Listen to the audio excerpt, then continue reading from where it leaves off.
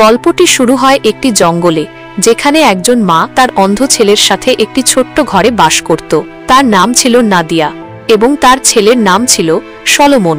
সলোমনের বাবা একসময় শিকারী ছিলেন, কিন্তু এখন তার বাবার স্মৃতি হিসেবে তাদের কাছে শুধুমাত্র একটি অডিও রেকর্ডিং ছিল, যেখানে তিনি সলোমনকে বলেছেন যে তাদের বাধ্য হয়ে এই জঙ্গলে এসে থাকতে হচ্ছে যাতে তার মা দ্রুত সুস্থ হয়ে উঠতে পারে। কিন্তু সত্যি কথা হলো, নাদিয়ার অবস্থা দিন দিন খারাপ হচ্ছিল।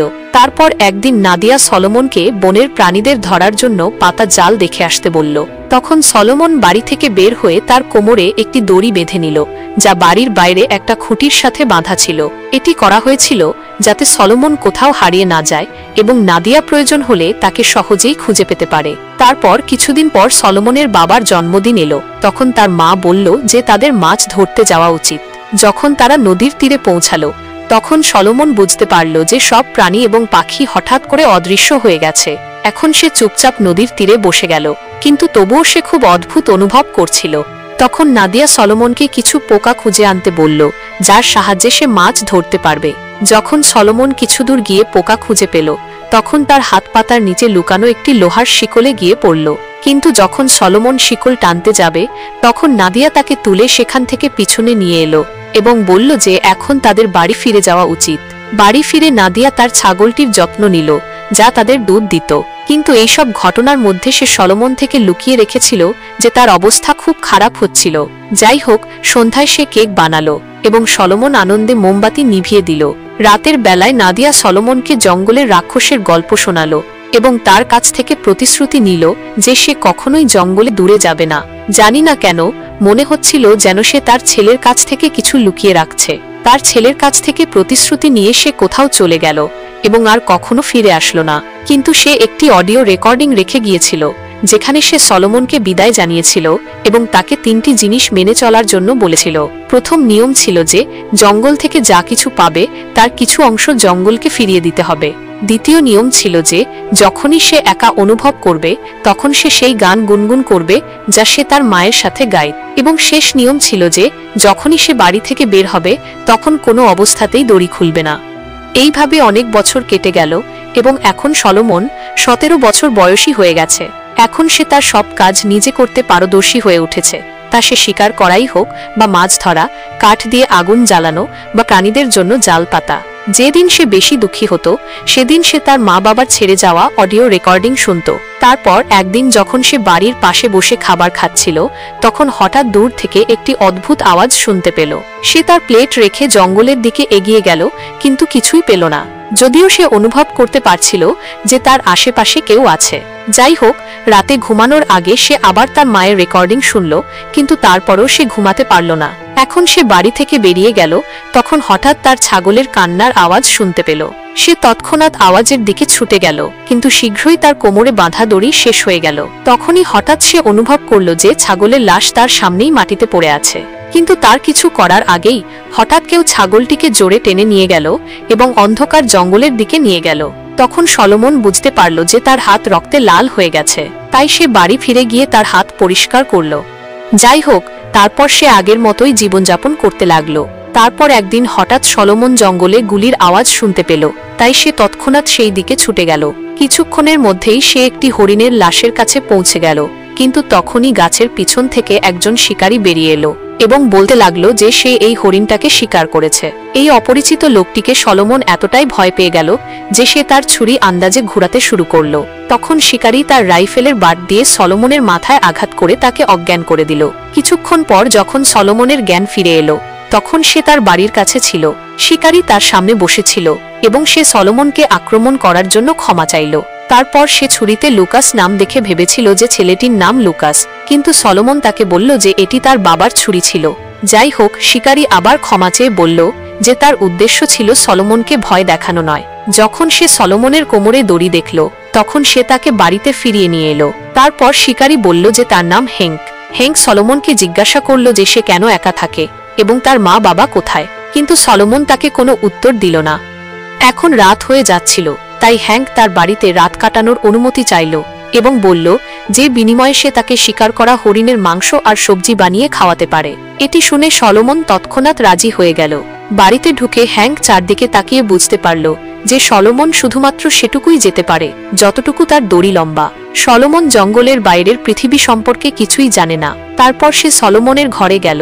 তখন সে দেখল যে সে কোণে লুকিয়ে তার মায়ের শেষ রেকর্ডিং শুনছে। তখন হ্যাঙ্ক দেখল যে তার মা নিজের হাতে তার জন্য বই লিখে গিয়েছিল।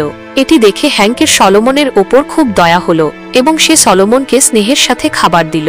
তারপর সে সলোমনকে বলল যে সে তাকে এখান থেকে বের করে শহরে নিয়ে যেতে চায়, যাতে সে একটি ভালো জীবনযাপন করতে পারে। কিন্তু যখন সলোমন স্পষ্টভাবে অস্বীকার করল, তখন হ্যাঙ্ক বুঝতে পারল যে সে তার বাবা মায়ের শেষ স্মৃতি বিজড়িত বাড়ি ছেড়ে কোথাও যেতে চায় না। যাই হোক, তারপর সে তাদের বাড়িতে লাগানো ছবিগুলো দেখে বলল যে সলোমন অনেকটাই তার মায়ের মতো দেখতে। তারপর খাবার খাওয়ার পর তারা দুজনই ঘুমাতে চলে গেল। কিন্তু সলোমন এখনও হ্যাঙ্কের ভয়ে হাতে ছুরি নিয়ে বসেছিল। কিছুক্ষণ পর সে বুঝতে পারল যে হ্যাঙ্ক তাকে কোনো ক্ষতি করবে না, তাই সেও ঘুমিয়ে পড়ল। কিন্তু মধ্যরাতে হঠাৎ তারা দুজনেই একটি জোরালো আওয়াজের শব্দে জেগে উঠল। এটি কোনো অদ্ভুত প্রাণীর গর্জনের আওয়াজ ছিল। তখন হ্যাঙ্ক একটি টর্চ এবং তার রাইফেল নিয়ে বাইরে দেখতে গেল। বাড়ির চারপাশে নীরব ছিল, তাই সে ঘন জঙ্গলের দিকে চলে গেল। শীঘ্রই সে একটি গাছের নিচে রক্তের দাগ দেখতে পেল, তাই সে বুঝতে পারল যে এখানে কোনো প্রাণীকে হত্যা করা হয়েছে। সেই গাছেও রক্তের অনেক দাগ ছিল। তখন হ্যাঙ্ক বুঝতে পারল যে পাশের ঝোপে কেউ আছে, তাই সে গুলি চালালো। তখনই হঠাৎ সেই অদ্ভুত প্রাণীটি জোরে চিৎকার করে উঠল এবং গাছের পিছন থেকে হ্যাঙ্কের ওপর ঝাঁপিয়ে পড়ল। কিন্তু হ্যাঙ্ক কোনো মতে তার থেকে বেঁচে গেল এবং সরাসরি সলোমনের বাড়িতে পৌঁছে গেল। সে দেখল যে সলোমন সম্পূর্ণ অন্য জগতে চলে গেছে। সে একটি শিশুর মতো দোলনা দুলছিল এবং নিজেকে ছন্দ শোনাচ্ছিল। যখন হ্যাঙ্ক এসে তাকে সব বলল, তখন সলোমন তার কোনো কথার উত্তর দিল না। এখন হ্যাঙ্কে চুপচাপ অন্য ঘরে গিয়ে বসে গেল। সে মনে করছিল যে তার গুলির কারণে সেই ভয়ানক প্রাণী ভয় পেয়ে গেছে এবং সম্ভবত এখন তারা দুজনই নিরাপদ। তারপর পরের দিন সকালে হ্যাঙ্ক দেখল যে সলোমনের বাড়ির ছাদ নষ্ট হয়ে গেছে। তার অবস্থা বেশ খারাপ ছিল, তাই হ্যাঙ্ক বলল যে সে এই ছাদটি মেরামত করে দিবে। মেরামতের সব সামগ্রী সেখানে ছিল, শুধু লোহার শিকল ছাড়া। তখন সলোমনের সেই দিনটি মনে পড়ল যখন সে ছোটবেলায় তার মায়ের সাথে মাছ ধরতে গিয়েছিল এবং জঙ্গলের মধ্যে লোহার শিকল পেয়েছিল। সলোমনের এখনও সেই জায়গাটি ভালোভাবে মনে ছিল, তাই সে হ্যাঙ্ককে তার সাথে সেখানে নিয়ে গেল। যখন হ্যাঙ্ক তাকে দেখল দড়ির সাহায্যে পথ খুঁজে খুঁজে চলতে, তখন সে বেশ অবাক হলো। তখন সলোমন বলল যে সে ছোটবেলা থেকে আজ পর্যন্ত এই দড়ির সাহায্যেই ঘুরে বেড়ায়। যাই হোক, শীঘ্রই তারা সেই জায়গায় পৌঁছে গেল যেখানে সেই শিকল পড়েছিল। হ্যাঙ্ক শিকলটি টানল, তখন সে দেখল যে এটি কারো সাথে বাঁধা ছিল। যখন সে শিকলের শেষ প্রান্তের দিকে এগিয়ে গেল, তখন একটি ছোট গুহার কাছে পৌঁছে গেল। তার কাছে একটি করাতো ছিল, যা দিয়ে সে শিকলটি কেটে নিল এবং বাড়ি ফিরে এলো। তারপর শীঘ্রই সে ছাদ মেরামত করতে ব্যস্ত হয়ে গেল। কিছুক্ষণ পর সলোমন তার কাছে এসে হরিণের মাংসের একটি ছোট টুকরো চাইল। তারপর হ্যাঙ্ক থেকে মাংস নিয়ে সে সেই টুকরোটি জঙ্গলের দিকে ছুঁড়ে দিল। এটি দেখে হ্যাঙ্ক কিছুই বুঝতে পারল না, তাই সলোমন তাকে বলল যে এটি তার মা বাবার তৈরি একটি নিয়ম, যার অনুসারে জঙ্গল থেকে যা কিছু পাওয়া যায় তার কিছু অংশ জঙ্গলকে ফিরিয়ে দিতে হবে। যাই হোক, তারপর হ্যাঙ্ক বলল যে জঙ্গলে থাকা সেই ভয়ানক প্রাণীটিকে ধরার জন্য তাদের জাল পাততে হবে, যাতে সলোমন ভবিষ্যতেও নিরাপদ থাকতে পারে। তারপর হ্যাঙ্ক সলোমনের দড়িটিও লম্বা করে দিল, যাতে সে জঙ্গলে আরো দূরে যেতে পারে। এরপর তারা দুজনেই সেই দিকে হাঁটতে লাগলো যেখানে হ্যাঙ্ক সেই ভয়ানক প্রাণীটিকে দেখেছিল। যখন তারা সেই জায়গায় পৌঁছালো যেখানে সলোমন তার আগের দড়ি দিয়ে যেত, তখন হঠাৎ কেউ পিছন থেকে তার দড়ি টেনে ধরে এবং সলোমনকে জোরে টেনে পিছন দিকে নিতে লাগলো। তখন হ্যাঙ্কও তার পিছনে ছুটল এবং শেষ পর্যন্ত সে সলোমনকে ধরে ফেলল। সে দড়িটি কেটে দিল এবং তৎক্ষণাৎ ছেলেটিকে তুলে বাড়িতে নিয়ে এলো। হ্যাঙ্ক তাকে শান্ত করে বলল যে সে অবশ্যই রাক্ষসটিকে জালের ফাঁদ দিয়ে ধরবে। পরে হ্যাঙ্ক সলোমনের মায়ের ডায়েরি পেল, তাই সে সেই ডায়েরি সলোমনকে পড়ে শোনালো। তার মায়ের লেখা কথা শুনে সলোমনের মুখে হাসি ফুটে উঠল। কিন্তু হঠাৎ হ্যাঙ্ক মাঝখানে পড়া বন্ধ করে দিল, কারণ সম্ভবত সে কিছু ভয়ানক পড়ে ফেলেছিল। সে সলোমনকে ভয় দিতে চায়নি, তাই সে বলল যে রাত অনেক হয়ে গেছে এবং তাদের ঘুমিয়ে পড়া উচিত। তারপর সলোমন প্রতিদিনের মতো তার মায়ের রেকর্ডিং শুনতে শুনতে ঘুমিয়ে পড়ল। সে ঘুমানোর পর হ্যাঙ্ক বাড়ি থেকে বেরিয়ে গেল এবং সেই জায়গায় পৌঁছে গেল যেখানে সে সেই শিকল পেয়েছিল। সে দেখল যে সেখানে থাকা গুহার সামনে অনেক প্রাণীর হাড়ের পাহাড় তৈরি হয়ে গেছে। তখন সে বুঝতে পারল যে সম্ভবত সেই ভয়ানক প্রাণীটি এখানেই থাকে। অন্যদিকে সলোমনের ঘুম ভাঙল। তখন সে হ্যাঙ্ককে খুঁজতে লাগলো। এদিকে হ্যাঙ্ক গুহার সামনে রাইফেল নিয়ে এগিয়ে যাচ্ছিল। তখন হঠাৎ সে মাটিতে সলোমনের বাড়িতে পাওয়া ডায়েরির মতো একটি নোটবুক দেখতে পেল। অন্যদিকে সলোমন বাড়িতে তার মায়ের রেকর্ডিং শুনছিল। তখন হঠাৎ জঙ্গলে গুলির আওয়াজ শুনতে পেল। সে তৎক্ষণাৎ তার দড়ি বেঁধে হেঙ্কোকে খুঁজতে বেরিয়ে পড়ল। হঠাৎ তার পা হেঙ্কের ব্যাগে লেগে গেল, কিন্তু এর সাথে সাথেই তার দড়িও শেষ হয়ে গেল।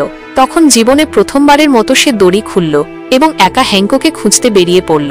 সে হামাগুড়ি দিয়ে হেঙ্কের লাশের কাছে পৌঁছে গেল এবং তার মৃত্যুতে ফুঁপিয়ে ফুঁপিয়ে কাঁদতে লাগল। তখনই সে বুঝতে পারল যে তার সামনে কেউ দাঁড়িয়ে আছে। এই ভয়ানক প্রাণীটি আর কেউ নয়, সলোমনের মা নিজেই। সে অদ্ভুত আওয়াজ করে সলোমনের ওপর ঝাঁপিয়ে পড়ল, কিন্তু তার শিকল তাকে আটকে দিল। তখন সলোমন তাকে শান্ত করার জন্য সেই ছোটবেলার গান গুনগুনাতে লাগল। তাই নাদিয়া হঠাৎ জেগে উঠল এবং তার সাথে গাইতে লাগল। সলোমন তাকে চিনতে পারল এবং ধীরে ধীরে তার দিকে এগিয়ে গেল।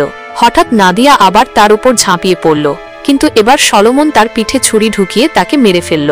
শেষ পর্যন্ত সলোমন ভয়ে কাঁপতে কাঁপতে একটি গাছের নিচে বসে পড়ল।